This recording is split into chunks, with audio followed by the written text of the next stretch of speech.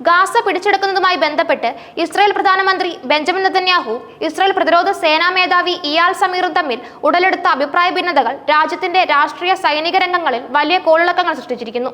ഗാസയിലെ സൈനിക നടപടികളുമായി ബന്ധപ്പെട്ട് ഇരുപക്ഷവും ശക്തമായ നിലപാടുകളുമായി മുന്നോട്ടു പോകുന്നതാണ് സ്ഥിതിഗതികൾ കൂടുതൽ വഷളാക്കിയത്. ഈ ആഭ്യന്തര കലഹങ്ങൾക്കിടയിൽ പ്രധാനമന്ത്രിയുടെ മകൻ യാർ നെതന്യാഹു സൈനിക മേധാവിക്ക് നേരെ ഉന്നയിച്ച ഗുരുതരമായ ആരോപണങ്ങൾ വിഷയത്തെ കൂടുതൽ സങ്കീർണമാക്കി. ഒരു യുദ്ധത്തിന്റെ നിർണായക ഘട്ടത്തിൽ രാജ്യത്തിന്റെ ഏറ്റവും ഉന്നതരായ നേതാക്കൾക്കിടയിൽ രൂപപ്പെട്ട ഈ ഭിന്നത ഇസ്രായേലിന്റെ സുരക്ഷാ ഭാവിയിൽ പോലും ആശങ്കകൾക്ക് ഇടയാക്കുന്നു. ഗാസ മുനമ്പ് പൂർണ്ണമായി പിടിച്ചെടുക്കാനുള്ള നെതന്യാഹുവിന്റെ നീക്കമാണ് ഈ തർക്കങ്ങളുടെ എല്ലാം മൂലകാരണം. എന്നാൽ ഈ നീക്കം സൈന്യത്തിന് ഒരു കെണിയാണെന്നും വലിയ വെല്ലുവിളികൾ സൃഷ്ടിക്കുമെന്നും IDF chief of staff ഇയാൽ Sameer ശക്തമായി വാദിക്കുന്നു. ബന്ദികളെ തടവിലാക്കിയിട്ടുണ്ടെന്ന് കരുതുന്ന പ്രദേശങ്ങളിൽ കരസേനാ പ്രവർത്തനങ്ങൾ വ്യാപിപ്പിക്കുന്നത് അവശേഷിക്കുന്ന ബന്ദികളുടെ ജീവൻ അപായപ്പെടുത്തുമെന്നാണ് അദ്ദേഹത്തിന്റെ പ്രധാന ആശങ്ക. ഹമാസിന്റെ ശക്തമായ പ്രതിരോധം നിലനിൽക്കുന്ന ഗാസയിൽ വലിയ തോതിലുള്ള കരസേനാ വിന്യാസം ബന്ദികളുടെയും അതുപോലെ ഇസ്രായേൽ സൈനികരുടെയും ജീവൻ കൂടുതൽ അപകടത്തിലാക്കുമെന്ന് സൈനികർ കരുതുന്നു.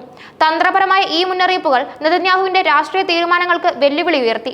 സൈനിക മേധാവിയുടെ ഈ നിലപാടുകൾ സൈന്യത്തിനുള്ളിലെ ഒരു വിഭാഗം ഉദ്യോഗസ്ഥർക്കിടയിൽ പൊതുവെ സ്വാഗതം ചെയ്യപ്പെട്ടു. എന്നാൽ ഗാസയിലെ പൂർണ്ണമായ വിജയം ഉറപ്പാക്കാൻ കൂടുതൽ ആക്രമണോത്സുകമായ സൈനിക നീക്കങ്ങൾ ആവശ്യമാണെന്ന നിലപാടിൽ നെതന്യാഹു ഉറച്ചുനിന്നു. ഹമാസിനെ പൂർണ്ണമായി ഇല്ലാതാക്കി ഗാസയെ പിടിച്ചടക്കാതെ ഇസ്രായേലിന് സുരക്ഷ ഉറപ്പാക്കാൻ സാധിക്കില്ല എന്നായിരുന്നു അദ്ദേഹത്തിന്റെ പക്ഷം. ഈ ഭിന്നതകൾ രൂക്ഷമായതോടെ നെതന്യാഹുവും സമീറും തമ്മിലുള്ള ബന്ധത്തിൽ വിള്ളലുകൾ വീഴാൻ തുടങ്ങി. ഇതിനിടയിലാണ് സൈനിക നീക്കങ്ങളെക്കുറിച്ചുള്ള അഭിപ്രായ ഭിന്നതകൾ കൂടുതൽ വഷളായത്.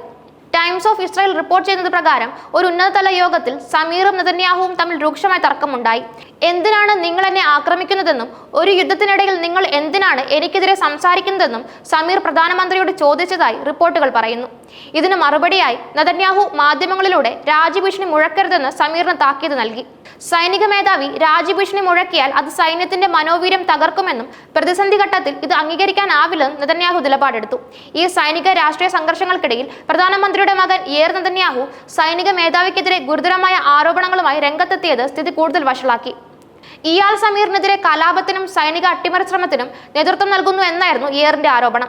ഈ ആരോപണം സൈന്യത്തെയും സർക്കാരിനെയും തമ്മിലടുപ്പിക്കാൻ ലക്ഷ്യമിട്ടുള്ളതാണെന്ന് വ്യാപകമായി വിമർശിക്കപ്പെട്ടു. ഇസ്രായേലിന്റെ ചരിത്രത്തിൽ തന്നെ സൈനിക മേധാവിക്കെതിരെ ഇത്തരമൊരു ആരോപണം ഒരു രാഷ്ട്രീയ നേതാവിന്റെ മകൻ ഉയർത്തുന്നത് അപൂർവമാണ്. യാർ നെതന്യാഹുവിന്റെ വാക്കുകൾ സൈന്യത്തിന്റെ മനോവീര്യം തകർക്കുന്നതാണെന്ന് പലരും അഭിപ്രായപ്പെട്ടു. യാറിന്റെ വിമർശനങ്ങൾ ഇയാൽ സമീറിനെ സൈനിക മേധാവിയാക്കിയ അന്നത്തെ പ്രതിരോധ മന്ത്രി ഇസ്രായേൽ കാറ്റ്സിനെയും പ്രതിക്കൂട്ടിലാക്കി. തന്റെ മകന്റെ വാക്കുകളെ നെതന്യാഹു ന്യായീകരിച്ചതായി ടൈംസ് ഓഫ് ഇസ്രായേൽ റിപ്പോർട്ട് ചെയ്യുന്നു. ഇതിനെ തുടർന്ന് പ്രതിരോധ മന്ത്രി ഇസ്രായേൽ കാറ്റ്സ് സൈനിക മേധാവിക്ക് ശക്തമായ പിന്തുണയുമായി രംഗത്തെത്തി. താൻ തന്നെയാണ് ഇയാൽ സമീറിനെ സൈനിക മേധാവിയാക്കാൻ ശുപാർശ ചെയ്തതെന്നും അദ്ദേഹത്തിന്റെ കഴിവുകളിൽ പൂർണ്ണ വിശ്വാസമുണ്ടെന്നും കാറ്റ്സ് എക്സിലൂടെ വ്യക്തമാക്കി. IDF ഒരു നിർണായക ഘട്ടത്തിലായിരുന്നപ്പോൾ നമുക്ക് മുന്നിലുണ്ടായിരുന്ന നിരവധി സുരക്ഷാ വെല്ലുവിളികളെ നേരിടാൻ സൈന്യത്തെ കെട്ടിപ്പടുക്കുന്നതിനും നയിക്കുന്നതിനും അദ്ദേഹത്തിന്റെ സുരക്ഷാ കാഴ്ചപ്പാടുകളും കഴിവുകളും വിപുലമായ അനുഭവ പരിചയവും കണക്കിലെടുത്താണിതെന്ന് കാറ്റ്സ് കുറിച്ചു. പ്രതിരോധ മന്ത്രിയുടെ ശക്തമായ പിന്തുണ ഇയാൽ സമീറിനെതിരായ വിമർശനങ്ങളെ ശക്തമായി പ്രതിരോധിച്ചുകൊണ്ട് ഇസ്രായേൽ കാറ്റ്സ് മുന്നോട്ട് വന്നത് നെതന്യാഹു സർക്കാരിനുള്ളിലെ ഭിന്നതകളെ കൂടുതൽ വ്യക്തമാക്കുന്നു. സമീറിന്റെ നേതൃത്വത്തിൽ ഇസ്രായേൽ സൈന്യം കൈവരിച്ച നേട്ടങ്ങളെക്കുറിച്ച് കാറ്റ്സ് എണ്ണി പറഞ്ഞു. IDF Lebanon, Syria, west bank, Gaza, മറ്റ് മേഖലകൾ എന്നിവിടങ്ങളിൽ കരുത്തോടെയും സർവ്വസജ്ജരായുമാണ് പ്രവർത്തിക്കുന്നത്. ഇറാനെതിരെ അഭൂതപൂർവവും വിജയകരവുമായ ഒരു ആക്രമണത്തിലേക്ക് നമ്മെ നയിക്കുകയും ചെയ്തുവെന്നും അദ്ദേഹം വ്യക്തമാക്കി. ഇസ്രായേൽ പ്രതിരോധ മന്ത്രിയുടെ ഈ നിലപാട് സൈനിക മേധാവിക്കെതിരെ പ്രധാനമന്ത്രിയുടെ ക്യാമ്പിൽ നിന്ന് ഉയർന്നു വന്ന വിമർശനങ്ങളെ തള്ളിക്കളയുന്നതായിരുന്നു. അനുയോജ്യമായ വേദികളിൽ തന്റെ നിലപാട് പ്രകടിപ്പിക്കുക എന്നത് IDF മേധാവിയുടെ അവകാശവും കടമയുമാണ്. തുടർന്ന് സ്വന്തം അഭിപ്രായങ്ങൾ പരിഗണിക്കാതെ ഇസ്രായേൽ നേതാക്കൾ എടുക്കുന്ന ഏത് തീരുമാനവും നടപ്പിലാക്കുക എന്നതും അദ്ദേഹത്തിന്റെ ചുമതലയാണെന്നും കാറ്റ്സ് കൂട്ടിച്ചേർത്തു. ഈ വാക്കുകൾ സമീർ തന്റെ ഉത്തരവാദിത്തങ്ങൾ നിറവേറ്റുന്നുണ്ടെന്ന് വ്യക്തമാക്കാനുള്ള ശ്രമമായി വിലയിരുത്തപ്പെടുന്നു. ഗാസ പിടിച്ചെടുക്കുന്നതുമായി ബന്ധപ്പെട്ട തർക്കങ്ങൾ കേവലം സൈനിക അഭിപ്രായ ഭിന്നതകളായി ഒതുങ്ങുന്നില്ല. ഇത് ഇസ്രായേലിന്റെ രാഷ്ട്രീയ രംഗത്ത് വലിയ പ്രകമ്പനങ്ങൾ സൃഷ്ടിക്കുമെന്നാണ് വിലയിരുത്തൽ. സൈനിക മേധാവിക്കെതിരെ പ്രധാനമന്ത്രിയുടെ മകൻ ഉയർത്തിയ കലാപം, സൈനിക അട്ടിമറി ശ്രമം തുടങ്ങിയ ആരോപണങ്ങൾ ജനാധിപത്യപരമായ രാജ്യങ്ങളിൽ വളരെ ഗൗരവമേറിയതാണ്. ഒരു യുദ്ധമുഖത്ത് നിൽക്കുമ്പോൾ സൈന്യത്തിന്റെ മേൽനോട്ടം വഹിക്കുന്ന ഉദ്യോഗസ്ഥനെതിരെ ഇത്തരത്തിലുള്ള ആരോപണങ്ങൾ ഉയരുന്നത് സൈന്യത്തിനുള്ളിൽ തന്നെ വലിയ പ്രതിഷേധങ്ങൾക്ക് കാരണമായേക്കാം. നെതന്യാഹുവിന്റെ മകൻ തനിക്കെതിരെ ഉന്നയിച്ച ആരോപണങ്ങൾ സമീർ നിഷേധിച്ചിട്ടുണ്ട്. എന്നാൽ ഈ സംഭവങ്ങൾ സൈനിക മേധാവിക്ക് രാജിവെക്കാനുള്ള സാഹചര്യം ഒരുക്കുമോ എന്ന ആശങ്കയും ഉയർന്നിട്ടുണ്ട്.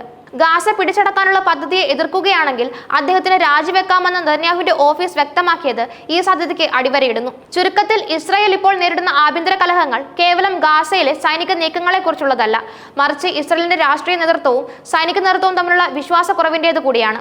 രാജ്യത്തിന്റെ നിലനിൽപ്പിന് നിർണായകമായ തീരുമാനങ്ങൾ എടുക്കുമ്പോൾ ഈ ഭിന്നതകൾ വലിയ വെല്ലുവിളികൾ ഉയർത്തും. ഇയാൽ സമീറിനെ പോലെയുള്ള ഒരു മുതിർന്ന സൈനിക ഉദ്യോഗസ്ഥൻ ഉന്നയിക്കുന്ന ആശങ്കകൾ അവഗണിച്ച് മുന്നോട്ടു പോകുന്നത് നെതന്യാഹുവിന് എളുപ്പമായിരിക്കില്ല. ഈ തർക്കങ്ങളുടെ അന്തിമ ഫലം ഇസ്രായേലിന്റെ രാഷ്ട്രീയ ഭാവിയെ മാത്രമല്ല, ഗാസയിലെ യുദ്ധത്തിന്റെ ഗതിയെയും നിർണ്ണയിച്ചേക്കാം.